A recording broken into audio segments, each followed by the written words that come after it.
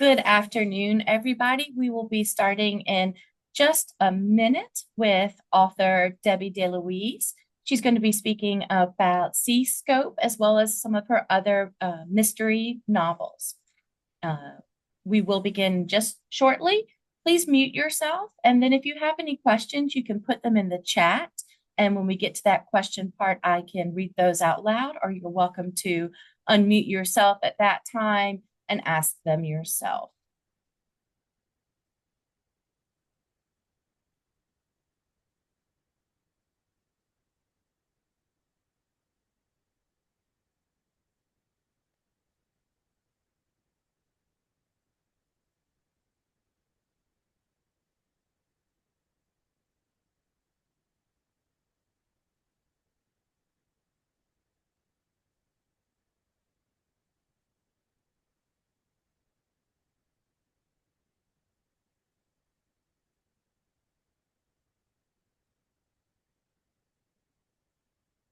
All right, it is 3 p.m.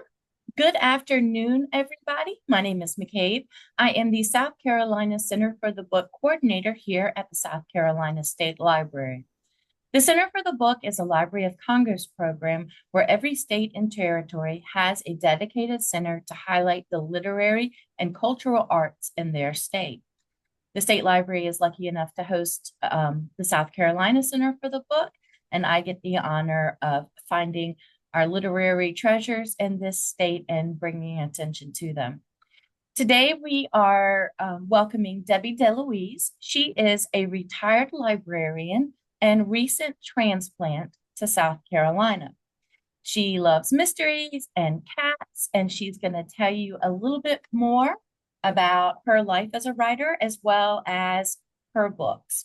So, without further ado, I'm going to turn it over to her and we'll begin the presentation.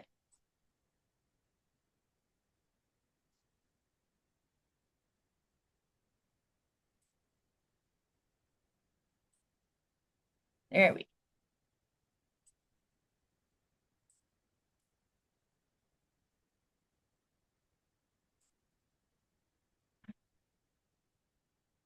Just one moment. There we are. Of course, there has to be some technical difficulties. So sorry. Thank you, McCabe. And thank you for allowing me to present this program for the Center for the Book. As McCabe said, I'm Debbie DeLuise, a retired librarian from Long Island who moved to South Carolina last March. I've published 20 books, including 2 mystery series, and I just started a third. My award-winning psychological mystery, Sea Scope, takes place in a fictional town in South Carolina. I'll be discussing that book and sharing an excerpt from it. I'll also talk about my Cobble, Cove and Buttercup Bend series, my new release, Murder at Meadows Lake Clubhouse, the first of my new Soup, the Supernatural Kitten mystery series. It's also set in South Carolina. And my forthcoming book, A Mystery Box of Cat Tales, is a short story collection of cat mysteries. I've always enjoyed writing from the time that I could. I've been a writer and editor on my college newspaper and my library school newsletter. My first published work was an article about my cats in Cats magazine. That article enabled me to join the Cat Writers Association as a professional member in 1998, and I'm still a member. My first published short story was for a mystery anthology called Cat Crimes Through Time, and in 2007, after my cat Floppy died, I self-published my first novel, a romance called Cloudy Rainbow, which featured Floppy and some of the memories I had of him. It was republished 10 years later by my current publisher, and in 2015, I published A Stone's Throw, the first book of my Cobble Cove Cozy Mystery series. And since then, I've published 2 to 3 books a year, a few short stories, and a couple of poems. As you may guess from the cover of Sea Scope, there's a lighthouse in the book. In fact, it's the scene of a murder. While this story is fiction, I've included true facts about lighthouses and lighthouse keeping in the book. The story for this book, like my others, came to me as an idea that grew. It's only one of two books I've written that's told in alternating times, and the only fiction title I've written that features nonfiction elements. It won a cover award and a Silver Medallion Award from Readers' Favorites. 3 book clubs have used it for discussion. When I worked at my library on Long Island, a coworker suggested the setting. Ironically, I'd never been to South Carolina and had no idea I'd move there in the future. Here's the book trailer for Seascope. Now, the sound will not play. We've had some technical issues with it, but it does have sound, so there's a link in the chat that you can click on later if you want to hear it again with the sound.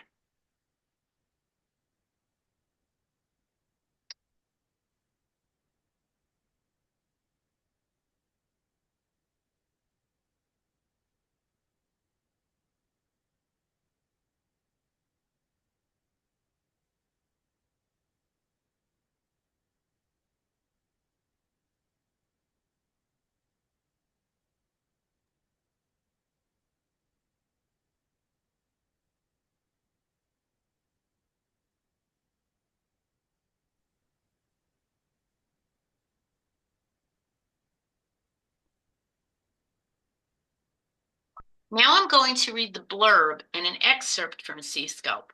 First, a little bit about the book. It starts out in the present day, but as the story progresses, it alternates from the present to the past as the two storylines come together. I enjoyed writing the characters as both children and adults. The setting is an imaginary town in South Carolina called Cape Breton. The Cape Breton Lighthouse is also fictional. Now I'm going to read the blurb to the book. There's the paperback copy. It also comes in hardcover, ebook, and a couple of other large print, couple of other formats.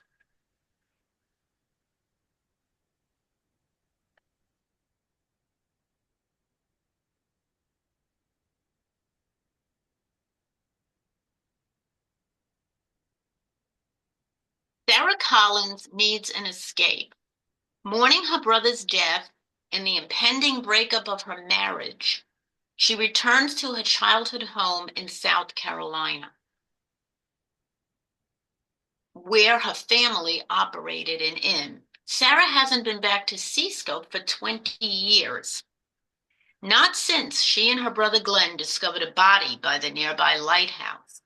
She never understood why her parents left Seascope so suddenly, or the reasons behind her father's suicide.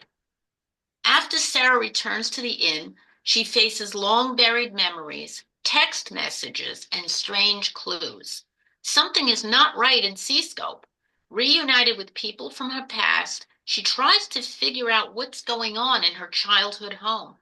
When past and present collide, Sarah must face truths about her family and what happened that summer day by the lighthouse. But will she survive to tell the tale?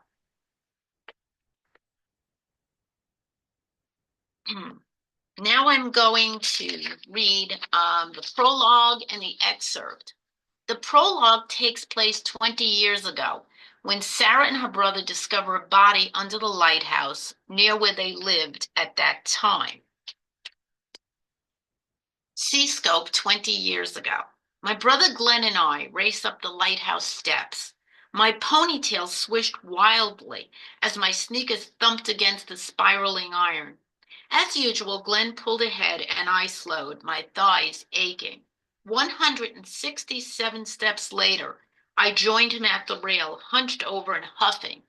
Smiling smugly, he stood arms crossed and relaxed. Beat you again, Sarah Slowpoke. He stuck out his tongue. I straightened. You little brat, I'll tell Mom.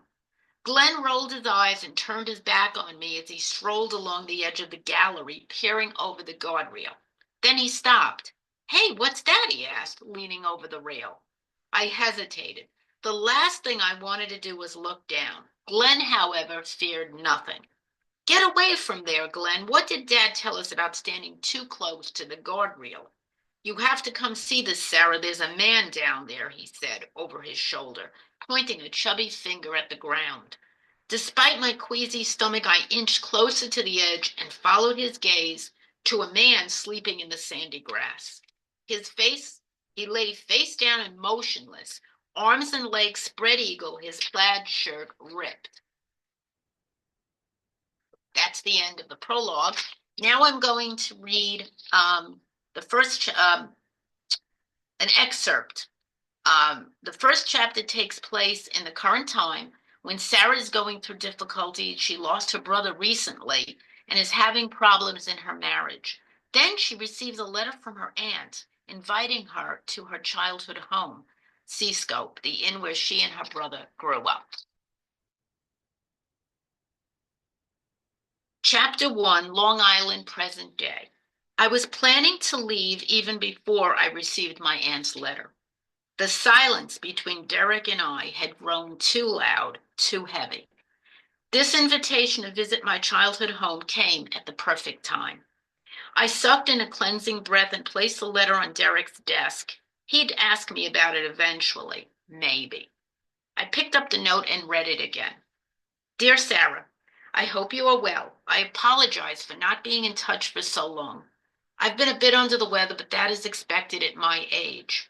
I plan to reopen the inn, and I wonder if you and your husband would like to spend some time there this summer. You can stay a week or two or the whole summer if you'd like. There will be 3 other guests. I'd rather not mention them by name, but you know them. I'm sure you will all enjoy becoming reacquainted. I'll call you sometime this week for your decision. Love, Aunt Julie. Seascope Inn had once been a family business. It had belonged to my father and his sister and to my grandparents before them. Aunt Julie managed it after Dad moved Mom, Glenn, and me from South Carolina to New York in 1996 when I was 10.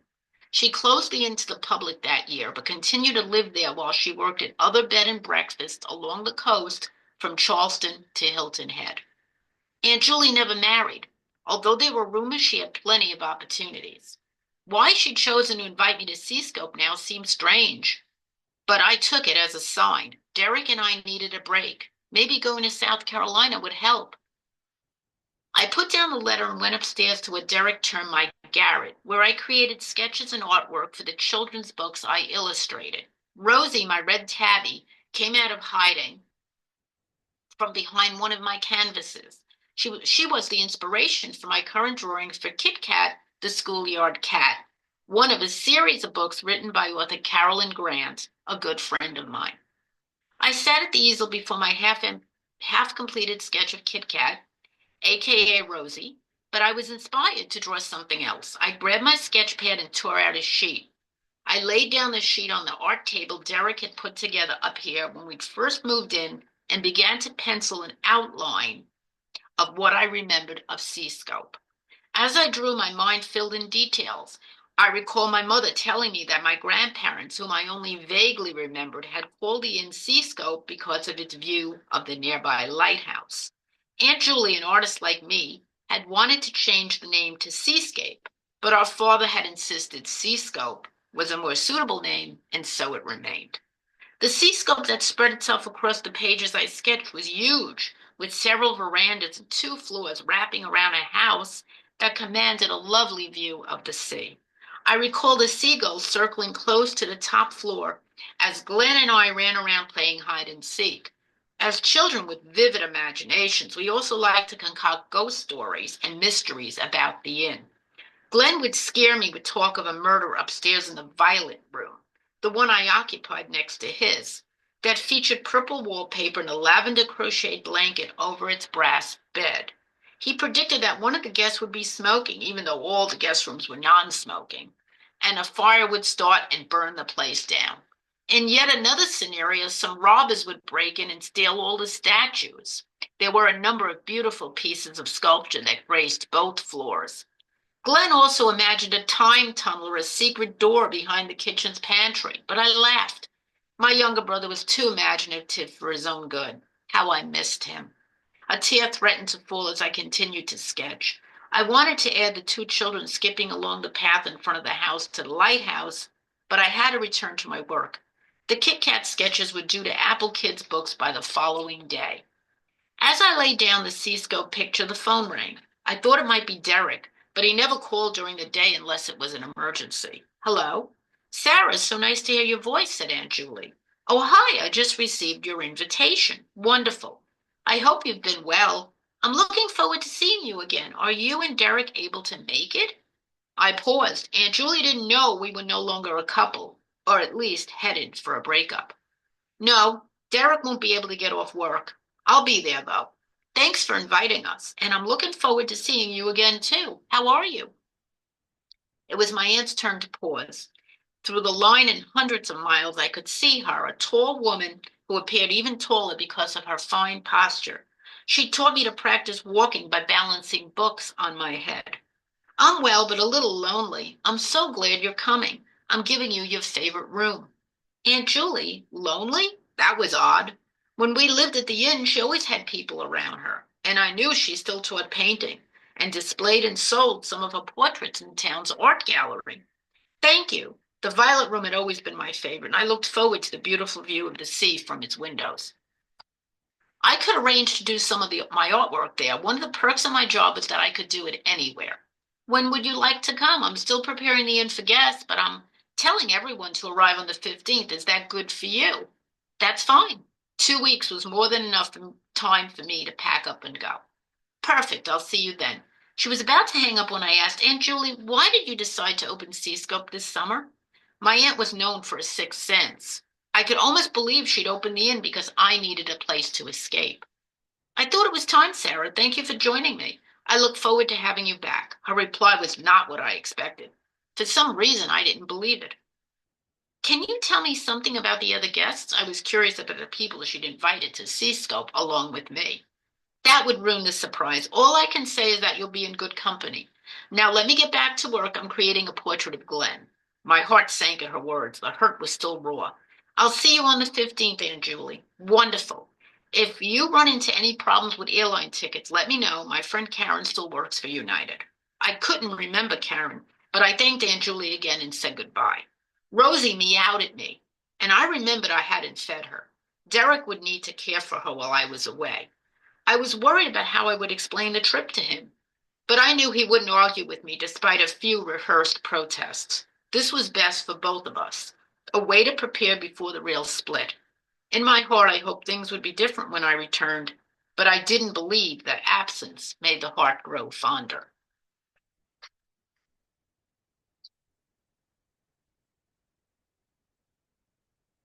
The slide above, I'm sorry. Okay.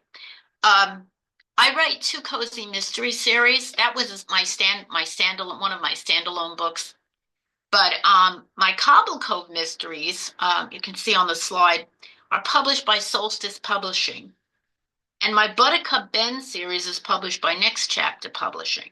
For those not familiar with cozy mysteries, they're books that usually take place in a small town, feature an amateur sleuth, and don't include explicit sex or violence. Examples of cozy mysteries are those written by Agatha Christie. These books also contain recipes. These books can also contain recipes, pets, or main characters with unusual occupations. My Cobble series features animals.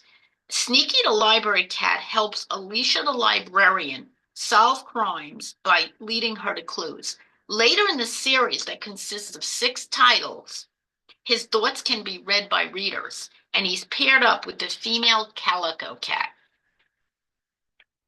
My Buttercup Ben mysteries also feature cats, but they also spotlight a different animal in each book. The first, The Case of the Cat-Crazy Lady, was followed by The Case of the Parrot-Loving Professor. There's also been llama, whale, and reptile mysteries.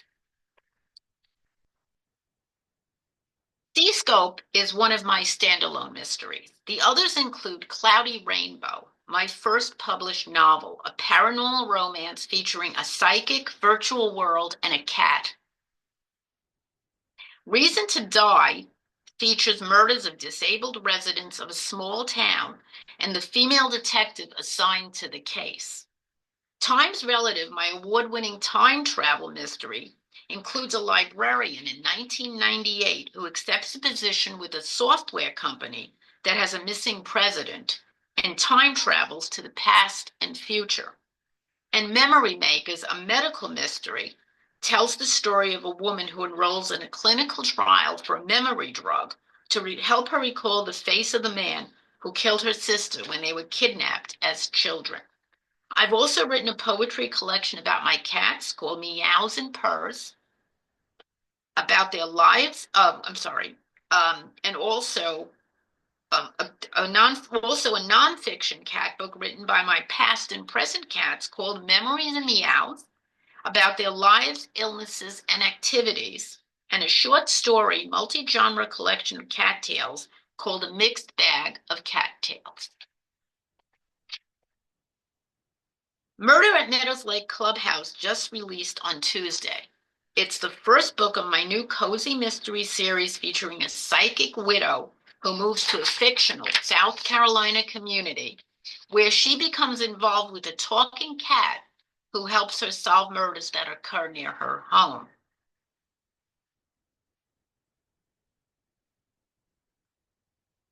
Now I'm going to read the blurb from the back of the book. There's the paperback copy. Widow and retired realtor Rose Fairchild is gifted with a sixth sense. Moving from Long Island to a community in South Carolina, Rose is reluctant to leave the house she shared with her husband Harvey and her cat Moxie before they died. But a strange vision of a disappearing kitten on the community's website intrigues her. When Rose arrives in the Meadows Lake community, she meets two singles her age, Grant, a real estate agent and widower, and Blake, the divorced Falls View sheriff. She also meets the orange cat of her vision, who introduces herself as Soup and claims to be sent by Rose's husband as a guide for her new life. Soon after, a murder takes place at the clubhouse. The victim is the restaurant cook who wasn't well liked, and Rose becomes involved in the sheriff's investigation, only to receive a written threat to stop snooping around. Will her visions help her solve the case, or will she need help from her supernatural kitten?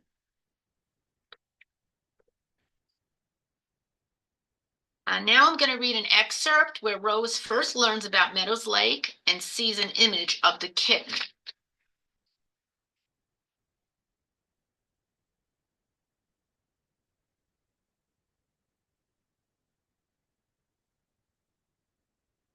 Rose knew someone was at the door before she heard the knock. It wasn't a salesperson. It was Diane, who, having had no response to her phone call, was visiting in person. Rose wanted to ignore the knock when it came, but she knew Diane wouldn't give up, so she put on her slippers and her robe and answered the door. Rose, I've been worried. Please let me in. I have something important to tell you. Diane stood there in a tailored pantsuit and high heels, her short dark hair framing her heart-shaped face. It's about moving, right? You've found a place for me. Diane's green eyes flashed an angry spark, but then it fizzled out. I hate when you do that, Rose. You're right, of course, but please let me fill in the details. I already told you I'm not going anywhere. This was the home I shared with Harvey and Moxie. Their memories are here. Their memories will always be with you, but you need to move on with your life. I'm your friend. I want what's best for you. Just hear me out. Rose stepped back. Okay, come in. While Rose knew Diane was there to suggest she move away again, her sixth sense was limited to the general idea. She didn't know exactly what Diane was proposing. As Diane entered, Rose noticed she was carrying her laptop. I need to show you something. A house just came on the market. I think it'll be perfect for you. It's in a lakeside community that caters to 55 plus residents, but other ages can live there too. You'll make friends there and maybe find a boyfriend. Diane, stop. Sorry, I know it's way too soon, but you're young. You have to think of the future. Harvey wouldn't want you to spend your life mourning him. Please just take a look at this place. Diane walked over to the sofa and opened her laptop. Rose knew she had no choice but to at least look at the screen. She sat next to Diane and glanced at the photos Diane was browsing through. These are shots of the community. It's called Meadows Lake. There's a clubhouse with a gym, pool, pickleball courts, and social activities. They have a book club, craft club, and a wonderful restaurant. Diane kept scrolling through the photos. Rose nodded but didn't make any comments. Diane ended with a photo of the house for sale. Although most of the homes have been built, the buyers dropped out of this one at the last minute. I think it's perfect for you. It's a ranch with 3 bedrooms. You can use one as an office or study and another as a guest room. There are 2 baths, one inside the master bedroom and the other outside the smallest bedroom. The kitchen is large with an island pantry and lots of cabinet space. Diane paused and looked around at Rose's small kitchen that hadn't been updated in 30 years. Then she continued, the backyard has plenty of room for a garden, patio, and entertaining area. You're not right on top of your neighbors, but they're close enough for you to mingle. When Rose recognized the end of Diane's sales pitch, she said, I agree that it's nice, but you left out one piece of important information. Oh, the cost. It's very reasonable. In fact, when you sell this place, you'll have enough money to buy it with money left over.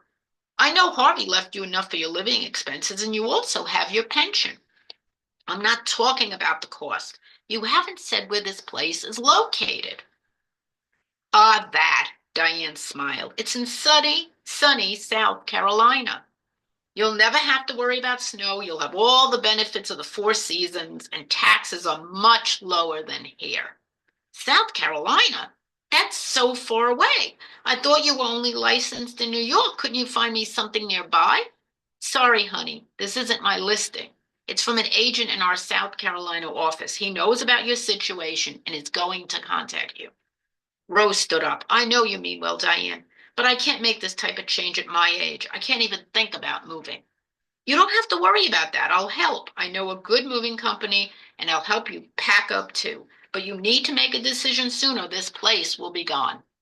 Diane was about to close her laptop when something caught Rose's eye. It was a photo of the house. Can you zoom in on that photo, please? She asked. Of course. Diane zoomed in and Rose saw the image on the step that she had missed the first time she'd viewed the photo. It was a small orange cat with a white triangle marking on her nose. What is it? Diane asked. The cat. Is it lost? What cat? Diane looked at the photo. Don't you see the orange kitten on the doorstep? No, I don't, but I'm sure there are plenty of cats in that community. Rose looked again, but the image of the cat was gone.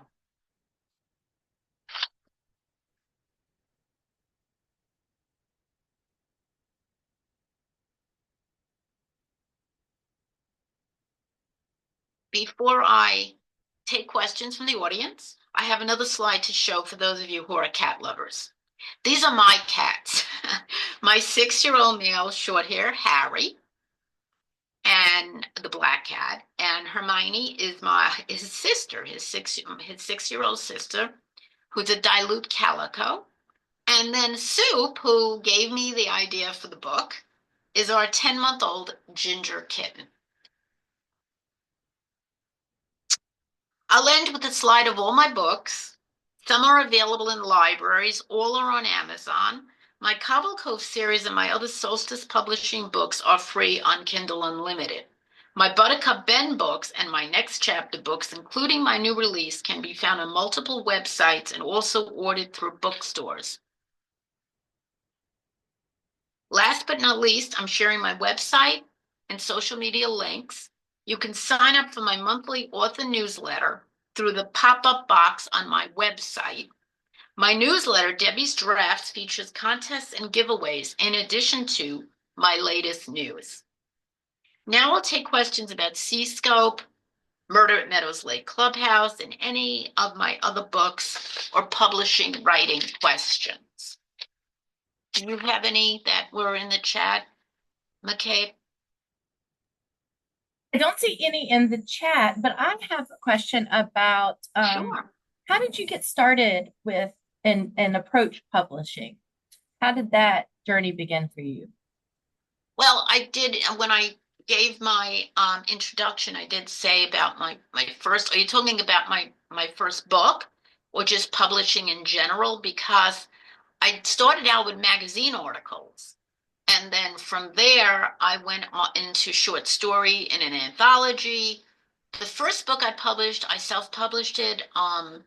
The Cloudy Rainbow, when after my cat died, I was just like, to get over my loss, I just started writing and I put him in the book and I put some of my experience on my college paper. I put a lot of things from my past into the book and I paid to publish it, but at that time when people were self-publishing through companies, but then later on I sold it to my current one of my current publishers who published it when it was like 10 years old, and it's still out there.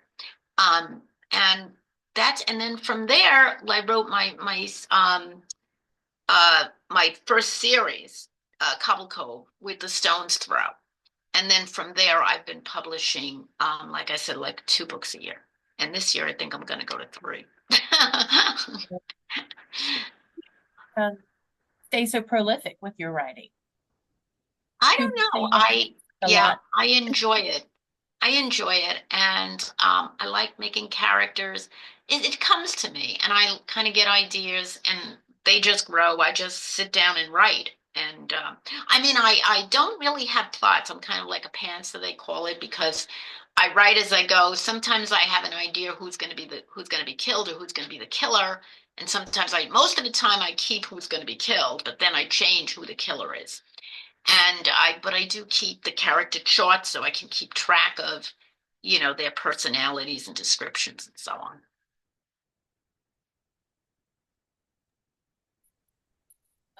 You mentioned Agatha Christie. She's one of my favorite authors. What other authors inspire you?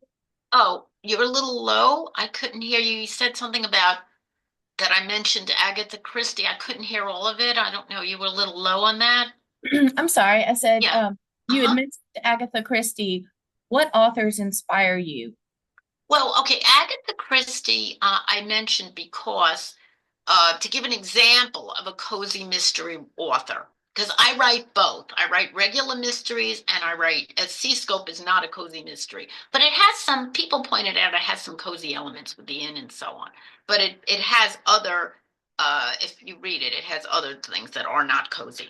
But the authors who have inspired me, well, when I was younger, I was very into gothic romances. I was very into Phyllis Whitney, Victoria Holt. I know some people will recognize those authors. I even wrote to Phyllis Whitney because she lived on Long Island, by the way. She was a Long Island author, and she wrote in like, I think late 90s. She lived to like 105. But anyway, and she visited, she traveled a lot, which I don't, but I hope to travel more in the future. But other authors who have inspired me, the other cat authors, uh, Shirley Rousseau, also Murphy. She was a big cat author. Carol Nelson Douglas. I love the Midnight Louie. Unfortunately, those authors have passed away. I actually met them because I belong to the Cat Writers Association, as I mentioned. And now there are newer authors who are part of my group who write cozies and different books that feature cats. Amy Shojay, she was head of the Cat Writers Association for a long time, and Molly Hunt, who is a friend of mine, who are both cat writers, and they have their own series and so on. Um, but I do like also psychological mysteries. Like I like Ruth Ware. There are other newer authors that I've been reading a lot that I enjoy. I like to read different genres. Sometimes I'll read science fiction. Sometimes I'll read, like different types of mysteries, multi-genre collections, and also even indie authors I'll read. I just like to read a lot of different types of books. As a librarian, I had access to a lot of the books, and I used to write reviews also for the publishing journals for Booklist I used to write for. So I did a lot of reading. Um, and now when I write, it's difficult to keep up the reading, but I still try to read like 2 books a month if I can. And I belong to a book group right here in my community. Wonderful. And we do have a question from the chat. Mhm. Do you have a favorite cat character from your books? A favorite cat character? Mm-hmm. Well, Sneaky the library cat who was in my Cove books. I haven't written a new one in a while, but I did write a new short story that's in an anthology from the Cove series. He has his own blog that he writes, and he interviews other cat characters from other cozy mysteries.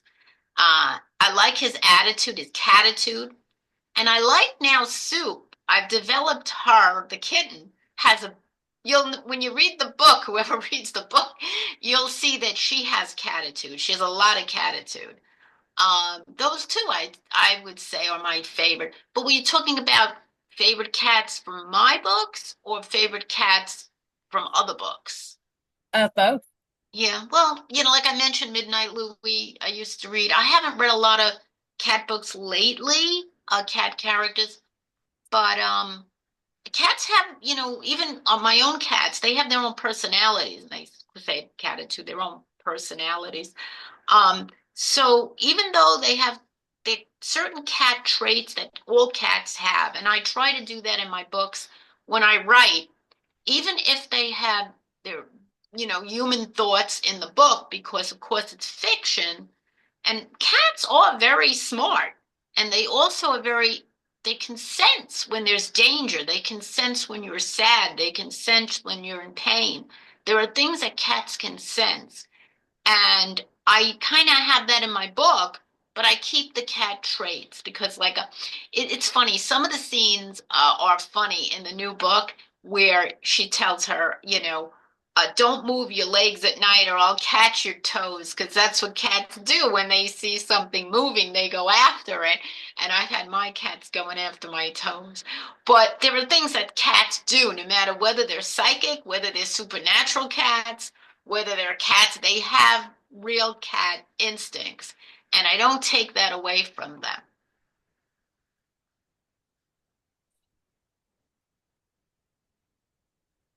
I can't hear you. Are you muted?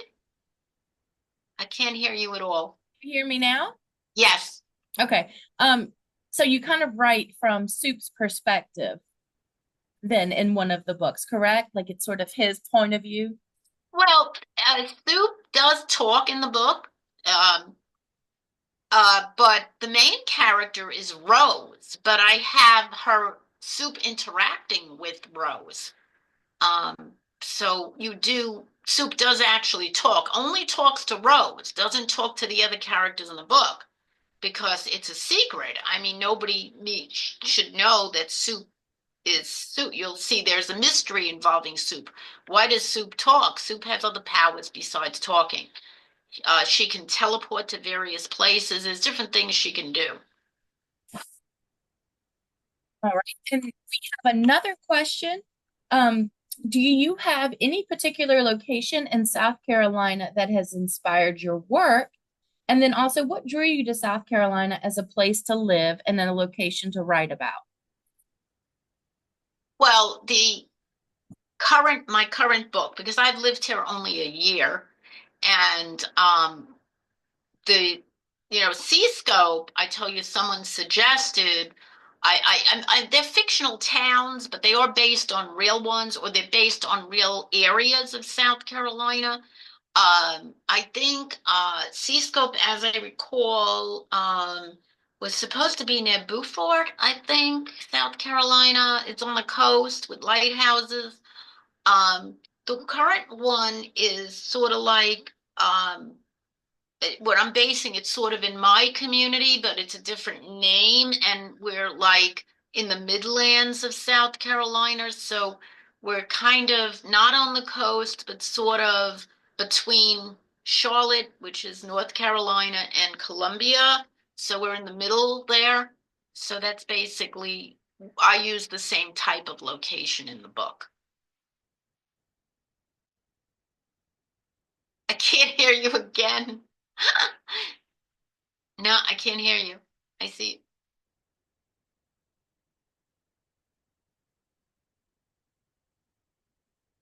I don't know. Do you want to type something in the chat? I can't. Can you hear me now? Yes. It is very interesting, that you heard about South Carolina when you were living up north and then coming down here, and that's just a neat Oh, story. I didn't finish that question. I'm sorry. Why I decided to move? Well, well, I had gone to Myrtle Beach on a, that's not the reason, but I had gone there for a conference. And then, but that's not where I decided to move. And I didn't know I was going to move here. What happened was my husband got in touch with a realtor who actually lived on Long Island and moved to South Carolina and was selling real estate in South Carolina. And she was showing us various places near Charlotte, but then things started to be really built up over there, and we wanted something less built up because we wanted to get away from that because where we lived, it was very congested and the prices were very high and the taxes, as I mentioned. But he also had a couple of relatives who moved to South Carolina, well, actually North Carolina, but like on the border. Well, some were might have been in South, but they're mostly Charlotte area, that area. So he heard good things about it, but that was just, and then we came down and we looked at places and we found something. And it sounds like the community that you have now, you really enjoy. You talk about I think you have a writing group and a book group that you do. Yes, well, I don't do the book group, but my book has been reviewed, discussed in the book club, and there's going to be another one, The Cat Crazy Lady, is being discussed. The Buttercup Ben from the Buttercup Ben series, that's coming in June. And I do hold my own writing club for residents of the community who are, interested in writing and publishing. And what advice would you give to aspiring writers who want to write about animals specifically? Well, a good place to start is to join an association such as the Cat Writers Association. There's also a Dog Writers Association. It's a good place to start. And if you want to write about animals, you should also, if you have your own pets, that helps because you will observe them and know. I have a friend who's is writing, trying to put a cat into her series, but hasn't had too much experience with them. So she asked me for tips. So I was telling her the different things that my cats do. Um, and I've had cats all my life, so I've had different types of cats with different personalities, but there's similarities between cats. They have certain behaviors that are common, like their body language, the way their tails will get fat if they're afraid or they're angry and they hiss. And I have one cat that she growls when she hears noises. She doesn't, she's almost like a dog. You wouldn't, this little girl cat, she growls and you wouldn't expect it, but it's funny. Um, so I gave her some tips on that. But yeah, if you want to write about animals, it, a lot of books have animals in them, but you wouldn't call them, they have pets, because people like to read about pets. They add something to the book. I mean, it's like sometimes they add humor to the book or but it's they you wouldn't like my books, some of them are cat like Buttercup Bend, even though there's cats in it, it has other animals. But this one, the soup, is mostly about a cat. Sneaky's also is about Sneaky, about the cat. But some books have pets in them. You'll read a lot of different types of books that have pets, but they're not like just about a particular animal. It just feature a pet in it, but not play a big role in the book, like mine do in my two series. What is the most unusual or surprising cat fact you've learned in your research? Hmm. Well, I'll tell you that one of the funny, strange things that, well, my research is watching my cats basically because I've had so many. But one funny thing that my cats do, and I mentioned this to somebody, and it's very strange that if, they're they operate on scent where they'll recognize your you or other cats by scent. So like my two cats are brother and sister, and they have the scent. When you introduce a cat, the main thing is to get it acquainted with the other scent so you can rub the cat with a cloth and then share it, have them learn the scent of the others so that they know. But the funny thing is, my cat is in when my cat's indoors, and I don't let my cats out. My cats are indoor cats. But if I go outside just on a patio or outside in the backyard, my cat will not recognize me outside. When I'm inside, my cat knows me. She comes over to me, she purrs, she rubs against me. But when I'm outside, she will actually hiss at me. And that is a very, I don't know if that all cats do that. But all my cats do that. All three of them, when they see somebody outside, they think they don't know it's you. It's like you're in a different environment, your location. It's very strange. I think that's very unusual. I haven't put that into any of my books, but it's something that's unusual. Certainly is. That is very interesting. I'd love to find out more about it. You should see if your cat does. Your cat, if you ever go outside and look in the window and tap on it. They are waiting to escape, so I have to like scare them. Mm. When Yeah, I'm, well, that's what I do when I come in the house. I don't want them to run out the door, so I try to scare. You make it. They hate noise. Their ears are very sensitive. So if you make a noise, that'll stop them from running out or whatever. But yeah, I've been stomping and yeah, yeah, anything like that. well, Bangs. Debbie, I certainly do appreciate your time sharing your books with us and your experiences with us. And welcome to South Carolina. Um, is there any final thoughts you'd like to leave us with? Now, I did mention that if you sign up for my newsletter, it comes out every month. It's an email.